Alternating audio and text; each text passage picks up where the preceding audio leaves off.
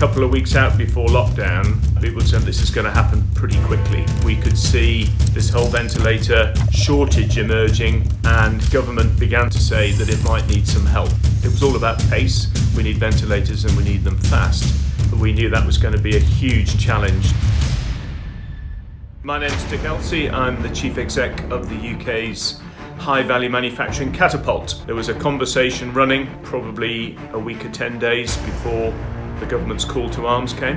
And when it did come, which was a call from Michael Gove, and basically said, we need ventilators, here's the specification. The quickest approach would be to get a hold of an existing ventilator specification. We chose a unit coming out of Smiths Industries, which is called a Parapack unit. Smiths have this proven design, out in the field. I think it's been there for about 10 years, and it did meet the medical standards required. The other device was a full intensive care unit device from a company called Penlon. It seemed like an easy choice to make to support a proven ventilator rather than trying to design a ventilator from scratch. We knew we had to scale up 50 a week to something like 1,500 a week or more, and we knew that was going to be a huge challenge to stretch existing supply chains. At the heart of what we do in our centres is bring companies together. You've got Rolls-Royce with their aero engines, Airbus with some of their fantastic product.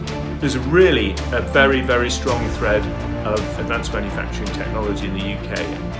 In the first sort of 2 or 3, certainly 3 weeks, the core executive team that pulled all of this together, we were working 18 to 20 hours a day. We started off using Zoom, but then all the sort of baggage about Zoom security came into the fore, so we flicked across to Microsoft Teams. Microsoft Teams being absolutely invaluable as a collaboration tool. It saved us so much time, and it saved a lot of confusion, I think, as well, because everybody's working from that same source of truth. It's amazing how everybody's just adapted to it really quickly. It's a very intuitive thing to use, and it's just become part of our project life. It's so easy to just jump on a Teams call and share your document, and both of you then can actually physically see the same thing just in real time. The collaboration and team spirit and stop at nothing culture was and still is quite extraordinary. Everybody has got that singular purpose at the forefront of their mind, and having that clear purpose,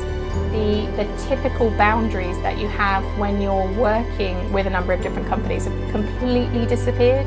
We had started to consider how on earth we could train lots of people in parallel to the production happening at both Smiths and Penlon. We quickly realised that the Microsoft HoloLens 2s could be used with the remote assist capability in order to get that expertise and knowledge out of these guys that have been building ventilators for many, many years. The remote assist capability has been invaluable. At the moment, I can tell you we are meeting the demand signals with what we're supplying. It looks like we didn't end up with this horror story of people queuing up outside of hospital, being unable to get the equipment they needed. The enthusiasm and the dedication and the amount of work that has gone into the UK Ventilator Challenge has been absolutely amazing. We've achieved an enormous amount in an incredibly short space of time. Pulling that off with that sort of depth of camaraderie has just been extraordinary, really, absolutely extraordinary. I've formed bonds with people I've never actually met in the flesh, so only people I've seen through a screen. One of my colleagues said to me, he said, "Hey Dick, look at what we've achieved." He said, "Imagine if we could work like this all the time." So, extraordinary.